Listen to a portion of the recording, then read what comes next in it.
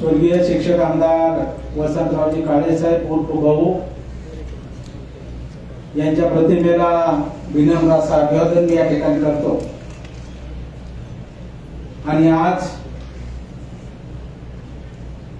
आदरणीय अजितदादांची जयंती येऊ घातलेली आहे। त्याचं औचित्य साधून आणि वाढदिवसाचं पण औचित्य साधून आज या ठिकाणी आपल्या लातूर, धाराशिव, बीड या स्थानिक स्वराज्य संस्था मतदारसंघातून महायुतीचे उमेदवार म्हणून आदरणीय वसंतरावजी पाटील साहेब यांचा भरघोस मताने विजय झाला। त्याबद्दल त्यांचा सत्कार आणि त्याचबरोबर राष्ट्रवादी काँग्रेस पार्टीचे या जिल्ह्यातून मोठ्या मताधिक्याने निवडून आलेले आमचे जिल्हा परिषदेचे उपाध्यक्ष, नगर परिषदेचे नगराध्यक्ष, उपनगराध्यक्ष, जिल्हा परिषदेचे सभापती, पंचायत समितीचे सभापती, उपसभापती यांचा सत्कार आणि त्याचबरोबर आपल्या लातूर विभागीय उपसंचालक कार्यालयाअंतर्गत लातूर, धाराशिव आणि नांदेड हे 3 जिल्हे येतात। त्या 3 जिल्ह्यातील इयत्ता 10वी SSC, इयत्ता 12वी HSC या बोर्ड परीक्षेमध्ये 100% गुण घेतलेल्या विद्यार्थ्यांचा गुणगौरव सोहळा या ठिकाणी आयोजित केलेला। या प्रसंगी व्यासपीठावर या कार्यक्रमाचे अध्यक्ष म्हणून उपस्थित असलेले आणि ज्येष्ठ असलेले आणि आपल्या राज्याचं महत्वाचं असं सहकार मंत्रीपद ज्यांच्याकडे आहे ते आदरणीय नामदार बाबासाहेबजी पाटील साहेब, या कार्यक्रमाला प्रमुख अतिथी म्हणून ज्यांच्या शुभ हस्ते सत्कार समारंभ होणार आहे ते आपल्या जिल्ह्याचे पालकमंत्री तथा राज्याचं सर्वात महत्वाचं अर्थ मंत्र्यानंतर खातं कुठलं असतं तर ते सार्वजनिक बांधकाम असं महत्वाचं खातं ज्यांच्याकडे आहे ते सन्माननीय नामदार शिवेंद्रराजे भोसले साहेब, त्यांचा सत्कार होणार आहे ते नूतन आमदार बसवराजजी पाटील साहेब। आता पंढरपूरच्या वारीची गडबड आहे तरी सुद्धा आमच्या शब्दाला कधीही न म्हणणारे आणि नेहमी ज्यांच्याकडे बघितल्यानंतर वय किती झालं याहीपेक्षा नेहमी प्रसन्न दिसणारे असे आमचे विठ्ठल रुक्मिणी देवस्थान पंढरपूरचे सहअध्यक्ष हबप गुरुवर्य गणिनाथ महाराज औषधरजी, त्याचबरोबर आपल्या राज्याचे माजी क्रीडा मंत्री आणि पुन्हा होणाऱ्या बदलामध्ये वाटेवर असलेले माननीय आमदार संजयरावजी बनसोडे साहेब, आपल्या जिल्ह्याचे जिल्हा परिषदेचे नूतन उपाध्यक्ष सन्माननीय सुरेशजी, सभापती सूरजजी पाटील, सभापती माने साहेब, सभापती ज्ञानेश्वरजी पाटीलजी, आमच्या औषधाच्या नगराध्यक्षताई आहेत, सर्वांच्या सभापती पाठीमागे बसलेले, सर्वांची नावं घेऊन वेळ मी घेणार नाही। आपण सगळे जे बसले सगळ्यांची नावं मी घेऊ शकतो।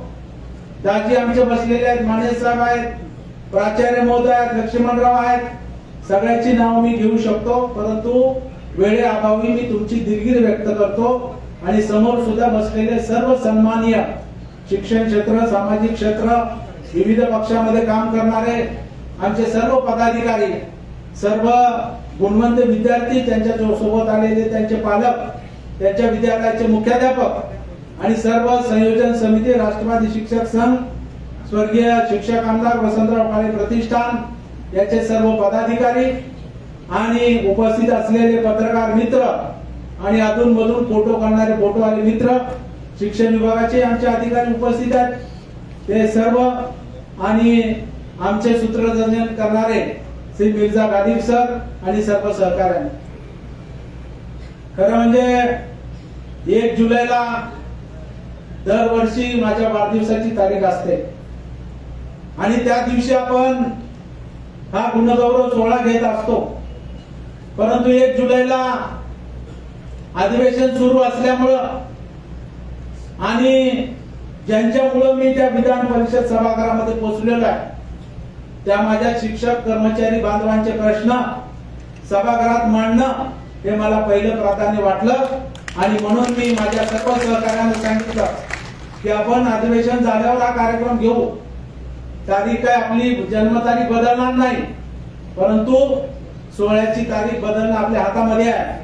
त्यामुळे त्यांना म्हटलं की आपण 11 तारखेला 10 तारखेला अधिवेशन संपतंय, 11 तारखेला हा कार्यक्रम घेऊ.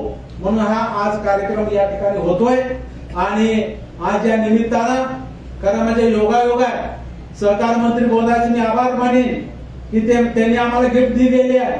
आज आमच्या मराठवाड्यामध्ये माझ्या मतदारसंघामध्ये 8 जिल्हे 76 तालुके येतात, परंतु आज लातूर जिल्हा हा सहकार क्षेत्रामध्ये एक वेगळा पॅटर्न म्हणून नावाजलेला जिल्हा आहे आणि त्या जिल्ह्याला आवश्यक असलेलं सहकार भवनाची 21 कोटी रुपयाची नूतन इमारत आज आम्हाला सहकार मंत्री महोदयांनी दिली आणि त्याचं सुद्धा भूमिपूजन आज आदरणीय राजे साहेबांच्या हस्ते आणि मान्यवरांच्या उपस्थितीत त्या ठिकाणी झालेला आहे. हा खरं म्हणजे वाढदिवसानिमित्त विक्रम काळेंना त्यांनी गिफ्ट दिलंय असं म्हणलं तरी ती वावड ठरणार नाही.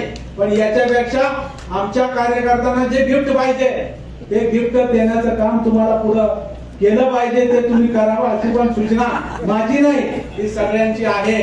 आणि मग त्या दृष्टीने सुद्धा कारण आता संजय बनसोडे साहेब झाले, आता बनसोडे साहेब झाल्यानंतर ज्येष्ठ म्हणून बाबासाहेब पाटील झाले, त्यांचा नंबर लागला आणि कदाचित माझा लागला तर लागला, पण नाही लागला तरी बनसोडे साहेबाचा जरी पुन्हा लागला आणि बसवराज पाटील साहेबाचा जरी लागला तरी मला त्याच्यामध्ये आनंद आहे. कारण आपण ज्येष्ठ आहात, आम्ही आपलं गुरुजी बसामध्ये बसतो आणि उठामध्ये उठतो, त्यामुळं आम्हाला तुमच्या आनंदामध्ये आमचा आनंद आहे असं म्हणणारे आम्ही आहोत आणि त्याच्यामुळं निश्चितपणानं हा सोहळा या ठिकाणी होतोय.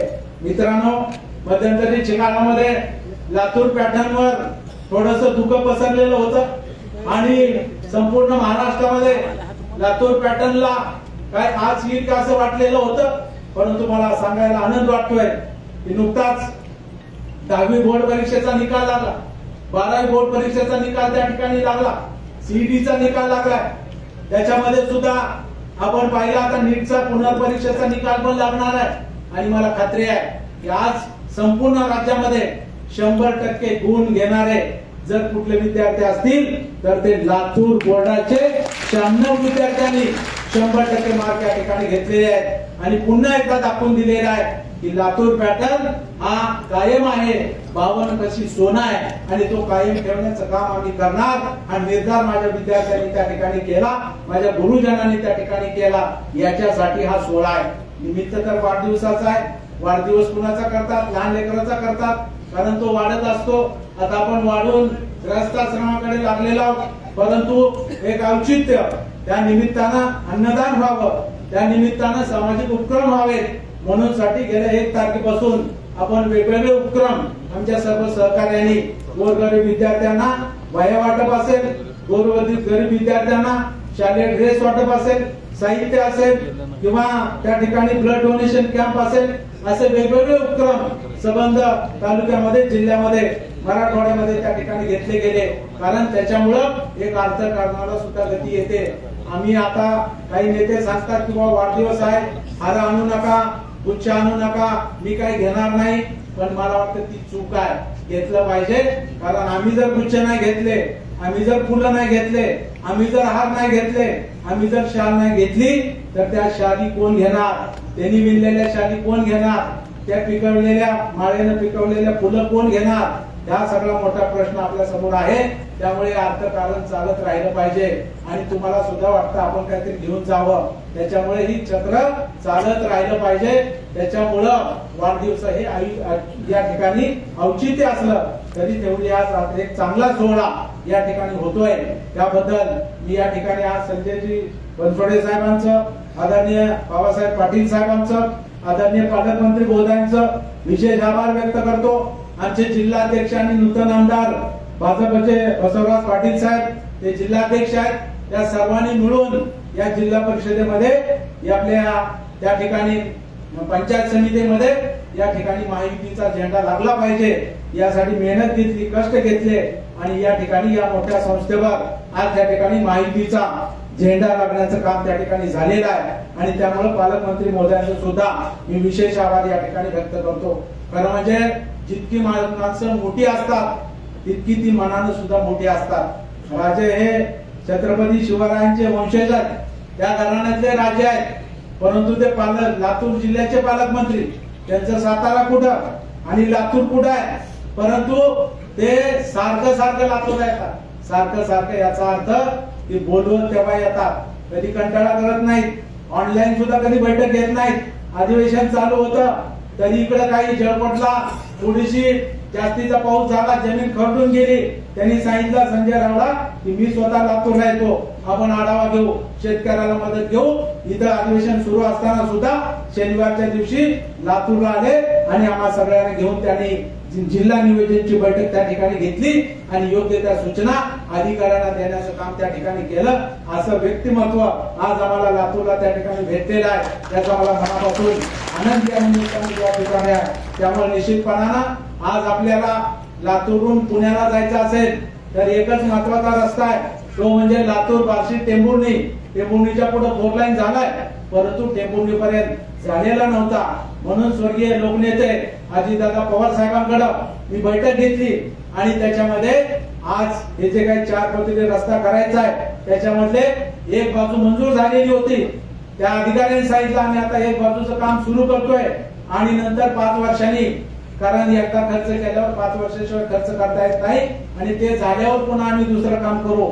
मी दादांच्या समोर सांगितलं, दादा हे अधिकारी उद्या काम करायला आले तर मी काम करू देणार नाही, आम्ही काम त्या ठिकाणी अडवू, आम्हाला 4 लाईनचा रस्ता पाहिजे तरच तुम्ही काम करू शकता.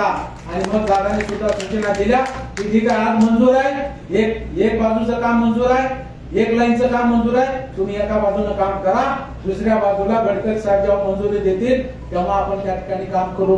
म्हणून आज आपण पाहतोय एका बाजूचं काम आता बोरगाव मुरुड पर्यंत पुढे डोकीच्या पुढे गेलेला आहे, लवकरच ते 800 पर्यंत त्या ठिकाणी जाणार आहे आणि त्याच्यामध्ये आदरणीय शिवाजीराजे भोसले साहेबांचं आम्हाला मदत त्या ठिकाणी होणार आहे. कारण डोकीमध्ये उड्डाणपूल करायचा आहे, पुढे त्या ठिकाणी कसबे तळवळ्याला आम्हाला वळण रस्ता करायचा आहे, 800 मध्ये वळण रस्ता करायचा आहे. या महत्वाच्या कामासाठी आदरणीय राजे साहेबांची आम्हाला मदत त्या ठिकाणी मिळणार आहे, यामध्ये काही खात्री मला त्या ठिकाणी काही वेगळी वाटत नाही आणि म्हणून ते सुद्धा नक्की करतील ही अपेक्षा आज या निमित्ताने मी या ठिकाणी व्यक्त करतो. मित्रांनो, तुमच्या हक्कासाठी, तुमच्या प्रश्नासाठी सातत्यानं सभागृहात लढण्याचं काम आपण नेहमीच करतो. काल अधिवेशन झालं, तुम्ही सगळ्यांनी व्हिडिओ तिथलं सगळं माझ्या भाषण त्या ठिकाणी पाहिलेलं आहे आणि म्हणून आज सुद्धा वाढदिवसाच्या निमित्तानं आपलं ग्रामदैवत सिद्धेश्वराच्या चरणी सकाळी आम्ही अभिषेक केला सर्व सहकार्यांनी आणि काय मागणं मागितलं, एकच मागणं मागितलं की बाबा रे आमच्या सर्व शिक्षक कर्मचाऱ्यांना हे महादेवा जुनी पेन्शन योजना मिळवण्यासाठी आम्हाला बळ दे ही प्रार्थना सुरक्षावाली दंड असेल, सिद्धेश्वर मंदिर असेल, तिथं जाऊन आम्ही त्या ठिकाणी केलेली आहे. आणि म्हणून पुढच्या काळामध्ये माझ्या सर्व 1 नोव्हेंबर 5 पूर्वी लागलेल्या असतील किंवा जाहिरात पूर्वीची असेल, नियुक्तीनंतरची असेल किंवा टप्पा त्याच्यानंतर 100% आलेली शाळा असेल, या सगळ्यांना सुद्धा जुनी पेन्शन योजना मिळवून देणं हे विक्रम काळेचं काम आहे. आणि मग तोपर्यंत मी पेन्शन घेणार नाही ही घोषणा मी नागपूरच्याच अधिवेशनामध्ये त्या ठिकाणी मित्रांनो केलेली आहे. त्यामुळं माझी बांधिलकी तुमच्याशी आहे आणि म्हणून निश्चितपणानं तुम्हाला माझ्या हात जोडून विनंती आहे की शेवटी विद्यार्थी आहे म्हणून शाळा आहे आणि शाळा आहे म्हणून आपण आहोत. त्याच्यामुळे तुम्ही विद्यार्थी आपलं दैवत आहे म्हणून पोरं आणा आणि ते पोरं वर्गात टिकून ठेवा. नसता इथे क्षीरसागर बसले ते पण काही करू शकणार नाही. नसता पहिला काळ होता, मुरमुरे होते, क्षीरसागर होते. काल आल्यावर सांगायचो पंचम होती, कोळा होता, पोरग येऊन माघारी गेलं. पण आता तसं चालत नाही. आता सर्व आधार लिंक केलेलं असल्यामुळं मुंबईमध्ये बसून, पुण्यामध्ये बसून, या ठिकाणी आपल्या वलसूरला किती मुलं आहेत हे त्यांना विचारायची गरज नाही, तिथं बसून दिसतंय. त्याच्यामुळे तुम्हाला माझी विनंती आहे की जो काही पट आहे तो टिकवून ठेवणं ही सुद्धा तुमची जबाबदारी आहे आणि त्यांना गुणवत्तापर शिक्षण देणं ही तुमचंच काम आहे आणि ते तुम्ही करता. म्हणूनच इथं बसलेल्या विद्यार्थ्यांना 100% मार्क मिळण्याचं काम त्या ठिकाणी झालेलं आहे. त्याचा मला मनापासून आनंद या निमित्ताने या ठिकाणी आहे. त्यामुळं निश्चितपणानं ज्युनियर कॉलेजचा थोडा प्रश्न निर्माण झालाय संच मान्यतेचा. तासिकाच्या बाबतीमध्ये, कार्यभाराच्या बाबतीमध्ये आमचे दुष्टाचे अध्यक्ष सुरेश सर बसले, जांभूळकर सर माझे अध्यक्ष बसले. म्हणून काल सभागृहामध्ये हाच प्रश्न आम्ही उपस्थित केला. त्याच्यावर उत्तर देताना शिक्षण मंत्र्यांनी उत्तर दिलेलं आहे की बैठक घेऊन आपण याच्यामध्ये मार्ग काढू. आम्ही तर मागणी केली की या वर्षी जुन्या प्रमाणाची संच मान्यता ठेवा. पुढील वर्षी नवीन शैक्षणिक धोरणानुसार ही संच मान्यता होणार आहे, त्याच्यामुळे स्थगिती द्या ही मागणी सुद्धा आपण लावून धरलेली आहे. त्याला पण नक्की यश येईल ही ग्वाही सुद्धा त्या निमित्ताने मी आपल्याला या ठिकाणी देतो. वेळ खूप झालाय, करांचे सत्कार करायचे, त्यामुळे आपला अधिकचा वेळ घेत नाही.